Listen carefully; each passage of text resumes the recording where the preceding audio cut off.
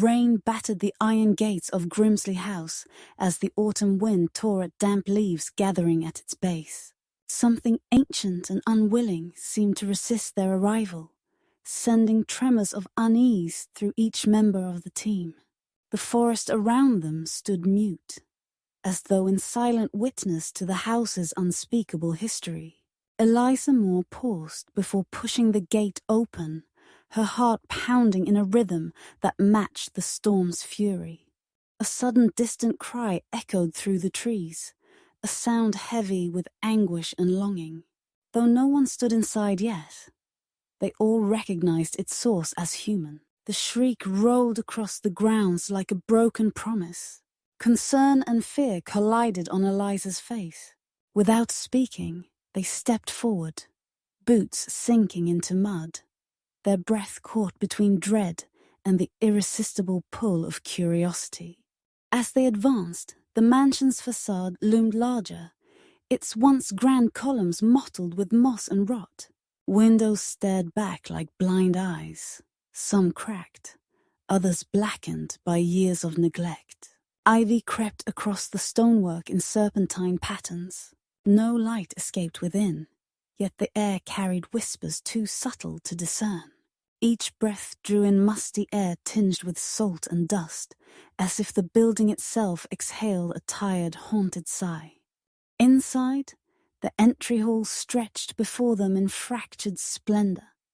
Tattered draperies hung limply from carved rods, and wallpaper peeled away to reveal rotting plaster beneath. A grand staircase spiraled upward, its banister scrawled with decades of graffiti by those who dared venture in before. Flickers of lightning through broken panes cast fleeting shadows that danced across the floor, taunting them with every step into the dark heart of Grimsley House. Eliza paused over a tarnished nameplate affixed to the wall. Eleanor Grimsley. Her pulse quickened. She forced calm into her voice as she introduced herself and the others. Avery, the skeptic. Marcus, the historian. Lena, the empath. Daniel, the technology specialist.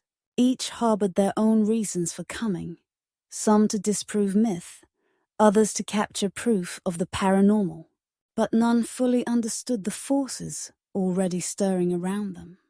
Beneath Eliza's composed exterior trembled the memory of her brother's disappearance, 10 years earlier when he ventured here and never returned. She had devoted her life to helping others face trauma, yet here she stood confronting the trauma she could never fully heal. The house seemed to sense her turmoil, its atmosphere thickening with each heartbeat. She drew a steadying breath, determined to see this through. As they split into teams to explore the main floor, Marcus unearthed a journal left open on a pedestal table. Cracked leather bound its pages, and handwritten entries spiraled with urgency, references to ritual, to loss, to a mother unwilling to let her family slip into the void. Lena's fingertips brushed the page and recoiled at the chill that surged through her veins. Words seemed to shift under her gaze, as though the book itself struggled to contain its horrors. When they ascended to the second floor, the corridors grew narrower and darker. Doors stood ajar, each revealing a room frozen in mid-desolation. One chamber contained a rocking chair, its wood worn smooth, still moving ever so slightly as though freshly abandoned. Faint sobs echoed somewhere beyond an adjacent wall.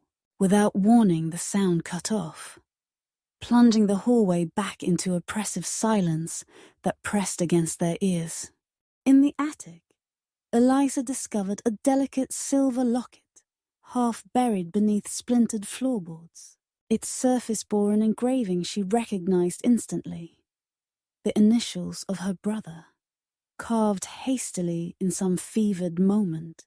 A cold twist of dread seized her chest. She closed her fingers around the locket, and for a heartbeat, she glimpsed her brother's face reflected in its surface. eyes wide with both relief and warning. The temperature in the attic plummeted, and the shadows writhed at the corners of her vision. A soft voice, laden with regret, whispered her name. She spun, locket clutched to her heart, but found only empty darkness and the faint skittering of something moving just out of sight. Her rational mind screamed for answers. Her instincts urged flight, yet she stood rooted as the attic door slammed shut behind her. Downstairs, Marcus and Lena frantically barreled up the stairs when they realized Eliza's absence. Their calls met only echoing silence. Each room they searched offered fresh evidence of habitation. Handwritten notes, trapped beneath a fallen wardrobe, a child's toy resting in a grotesquely perfect circle of salt. Marcus's voice shook as he whispered the words that confirmed their terror. This house isn't just haunted. It's a prison. Hours passed like lifetimes as the storm raged outside. Lightning struck close enough to set the windows quivering, plunging the rooms into sudden darkness with every peal of thunder. Without power, their flashlights became lifelines. Lena's light danced across a series of disturbing drawings pinned to a crumbling bulletin board. Each image depicted the explorers themselves, sketched in states of silent terror. The final illustration showed only an empty circle. Then, without warning, Daniel simply vanished. One moment, he stood beside the shattered remains of a fireplace. The next, his flashlight clattered to the floor. Marcus and Lena froze in horror. They called his name into the void, voices hoarse with panic. No answers came, but the echo of their own dread. Each second stretched unbearably long, until at last they fled the room, convinced that the walls themselves had swallowed their companion. With Daniel gone, Marcus's skepticism cracked entirely. He accused Lena of exaggerating, but she shook her head until tears tracked along her cheeks. Eliza's absence weighed on them like a living thing, and every creak and sigh of the house felt like a harbinger of their doom. Fractured trust turned inward, and amidst flickering candlelight, they accused one another of causing the disappearances. Alone in a narrow corridor, Eliza pressed her back against damp stone and closed her eyes. Her mind raced through memories of her brother, the way he laughed, the way he clung to her on stormy nights. She had blamed herself for not stopping him from coming here. Now, as whispers slithered through the walls, she understood that the house fed on such regrets, growing stronger with every regret whispered in the dark. Far above, Lena discovered a hidden library behind a false wall of bookshelves. The room smelled of mildew and ancient paper. Rows of musty tomes chronicled every explorer who had vanished at Grimsley House across centuries. Names scratched in margins, silent pleas for escape. She catalogued each, her hands trembling. The air hummed with the weight of unfulfilled lives, and Lena realized their fate would soon join the ledger if they did not act. Eliza, drawn by the locket's pulse, found herself standing before a spiral staircase leading downward. The temperature dipped further with every step. Flickering torches clung to walls, scrawled in symbols she recognized from the journal runes of binding, of sorrow made manifest. At the bottom, a heavy wooden door groaned in protest as she pushed it open, revealing a vast chamber below the house's foundation. The chamber glowed with the light of dozens of candles, each mounted on a twisted iron stand. In the center lay an ornate portrait of Eleanor Grimsley. Her eyes painted so lifelike, they seemed to follow Eliza's every move. The image had been clawed at, crimson rivulets staining the canvas. Beneath the portrait, a circle of stones formed a barrier, and beyond that, shadows shifted in the flickering glow. Eliza stepped through the circle and felt a pressure against her soul. In the dim light, faces pushed against the darkness. Marcus, Lena, Daniel, Avery, and countless others who had vanished before them. Their features were haggard, eyes pleading for release. Each silhouette trembled, trapped in the flicker of candlelight. The chamber walls pulsed with energy, as though the house itself inhaled steadily around them. A rasping voice filled the room, dripping with sorrow and rage. They belong to me. Eleanor Grimsley's spirit materialized, her gown tattered, her face gaunt with endless grief. She extended a hand toward Eliza, eyes gleaming with something akin to hope. My family was stolen from me by fate. I will not let them go into nothingness. The air crackled as her lament echoed against stone. Eliza felt the weight of every anguished soul pressing into her mind. She understood then that Eleanor's grief had warped into something monstrous. The house was her reflection, every room a testament to her pain. Eliza drew a trembling breath and lifted the locket. You trapped them because you could not bear your own loss, she whispered, voice heavy with empathy. I forgive you, but I will not be your victim. The candles flickered violently as Eleanor's wail shattered the hush. The portrait's eyes leaked thick grooves of shadow that pooled on the floor. Eliza stepped toward the canvas, locket in hand. Each step felt weighted by centuries of sorrow, but determination steeled her resolve. She placed the locket before the portrait and closed her eyes, murmuring words of release and compassion she had learned from her practice as a therapist. A roar of wind erupted in the chamber, swirling candles into spirals of light. The portrait's frame cracked, and the painted eyes shattered into dust. The stones forming the barrier fell away, as though moved by unseen hands. The trapped souls surged forward in a silent wave of relief, passing through Eliza like gentle breezes before ascending toward an unseen sky. The oppressive energy lifted, leaving the chamber oddly still. Eliza stumbled backward as the ceiling above began to tremble. Cracks spidered across the stone, and dust rained down. She raced up the spiral staircase, heart hammering, aware that the entire house was unraveling. Behind her, distant walls groaned and splintered. The ritual chamber collapsed inward, swallowed by darkness as though it had never existed. The air outside the threshold felt impossibly fresh. Outside, the grounds were slick with rain, the storm having passed. The moon emerged from behind ragged clouds, casting a cold, pale light on the shattered facade of Grimsley House. Eliza staggered onto the lawn, clutching the locket as if it were the only tether to her lost brother's memory. She sank to her knees, chest heaving, as dawnlight painted the horizon in muted gold. Lena and Marcus emerged from the woods moments later, faces pale and eyes bright with tears. They found Eliza hunched by the gate, with the locket clasped tight in her palm. Their relief at seeing her alive erupted into quiet sobs. No one spoke of Avery or Daniel. Grief had taken root too deeply for words. In that fragile moment, the survivors understood that some sacrifices would never be fully reconciled. Days later, Eliza sat before a microphone at a small local station, recounting the events at Grimsley House. Her voice trembled only once when she described the portrait's final cry. She spoke of sorrow and redemption, of shadows that feed on regret, and of the power of forgiveness to shatter the darkest chains.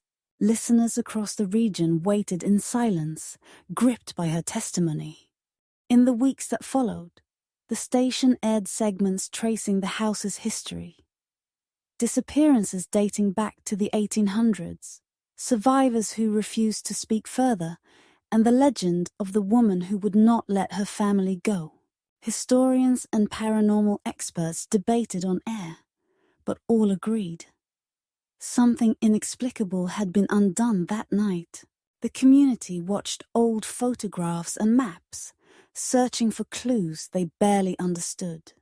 Eliza's report prompted a small contingent of investigators, local clergy, and curious onlookers to trek into the woods where Grimsley House once stood. They found nothing but overgrown foundations and scorched earth. The trees had reclaimed the land quickly, as though the house had never existed. Some called it a miracle. Others whispered that the house would return when its sorrow grew strong again. Marcus published a detailed account in a regional journal quoting Eliza's statements and including sketches of the ritual chamber he had never seen firsthand. Lena donated the notebooks and drawings to the local historical society, hoping to preserve the memory of those lost. The locket remained with Eliza, its surface warm against her throat, a constant reminder of what she had set free and what she still carried within her heart. The community moved on, but at night, some claimed to hear faint sobbing in the woods. Hikers spoke of flashes of candlelight behind brambles and whispers that trailed across the breeze. A local news outlet aired a follow-up segment, interviewing campers and hunters who described unnerving echoes of laughter or distant cries. Few returned to the site, and many avoided the entire forest altogether.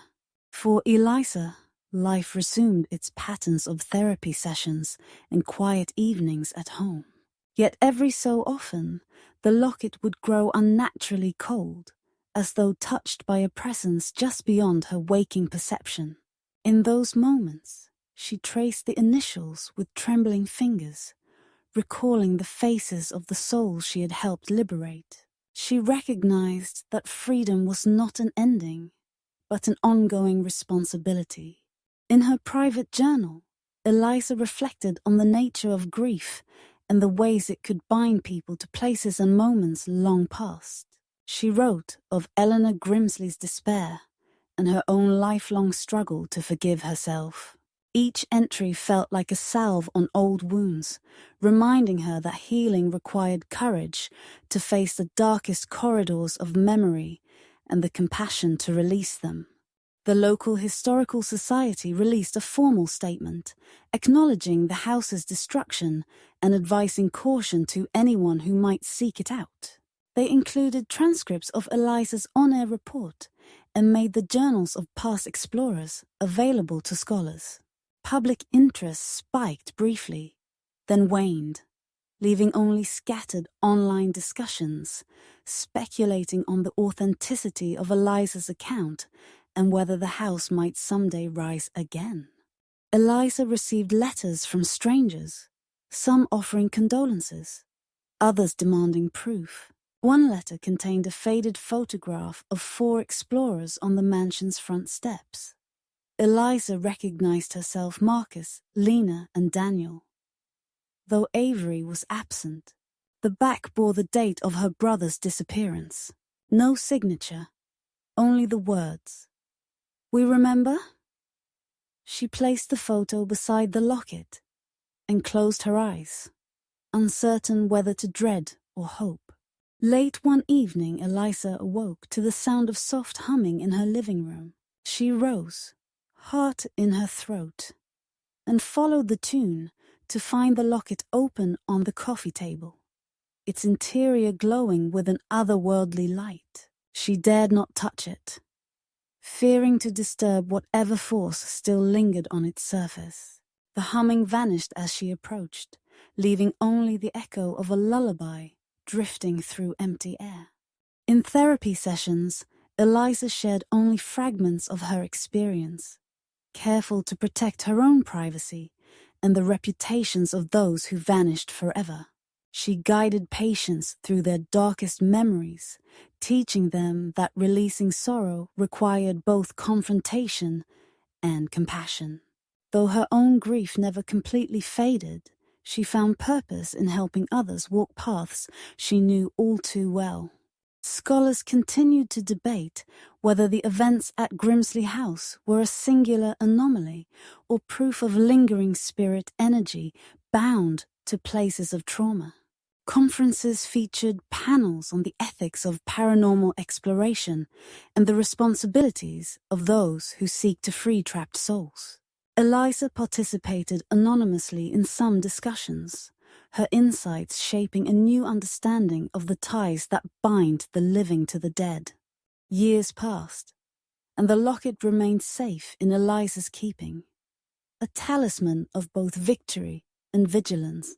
Whenever her thoughts strayed toward despair, she would open its tiny clasp and let its warmth remind her of the souls released that night. She understood now that grief was neither curse nor gift, but a passage one that demanded courage, forgiveness, and the willingness to confront the darkest corners of our hearts.